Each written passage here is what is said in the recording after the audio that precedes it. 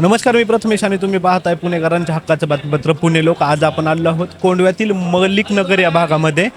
या ठिकाणी एका हॉटेलमध्ये आपण आलो आहे. इथं खूप नागरिक आहेत की जे आत्ता या महानगरपालिकेच्या निवडणुकीच्या निमित्तानं मतदान करणार आहेत. तर आपण थेट त्यांच्याशी जाणून घेऊयात की त्यांनी मागचे 7 वर्ष 5 वर्ष काय असेल ते की त्यांच्या विभागात काम झालं आहे का, त्यांच्या प्रभागात काम झालं आहे का आणि त्यांच्या अपेक्षा पूर्ण झाल्यात का, आपण जाणून घेऊयात. तर मला पहिल्यांदा सांगा की तुमचं नाव. माझं नाव इस्माईल शेख आहे.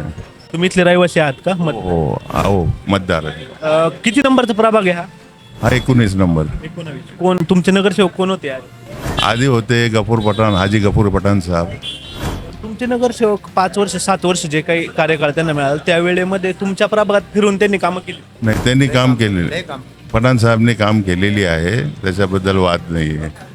तोपर्यंत ते होते त्यांच्या पोस्टवरती, तोपर्यंत काम केलं. त्याच्यानंतर प्रशासन होतं कॉर्पोरेशनला, तरी पण त्यांनी काम केलं. पण तुम्ही जर म्हणताय त्यांनी काम केले तर मग कोंडव्यामध्ये आपल्याला ट्रॅफिकचा प्रश्न असेल, पाण्याचा प्रश्न असेल, ड्रेनेजचा प्रश्न असेल, या भागामध्ये हा मोठ्या प्रमाणात हे आहेच ना. पॉप्युलेशन वाढले आणि त्यांना तेवढं वेळ भेटला नाही.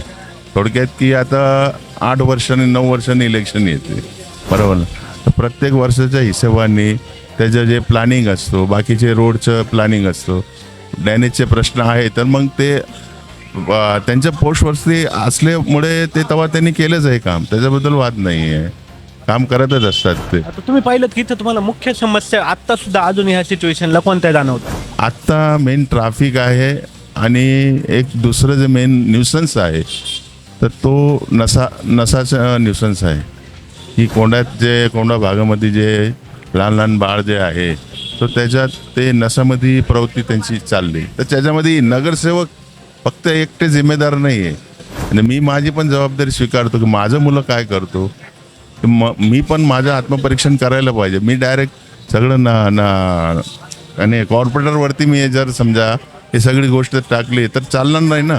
मग मी काय करणार, मग मी माझी जे काही जबाबदारी आहे ते बाजूला ठेवून मी त्यांच्यावर लांबण होतो. त्याच्यामध्ये सगळंच आहे, पोलीस प्रशासन आहे, आम जनता आणि जे संज्ञान जे प्रजा आहे, लोक आहे, ते पण तेवढेच जिम्मेदार आहे. म्हणजे मी पण स्वतःला आपल्याला त्याच्यामध्ये मी जिम्मेदार समजतो की माझी पण चूक आहे, मी पण त्याच्याबद्दल काय करायला पाहिजे, पण मी करत नाही.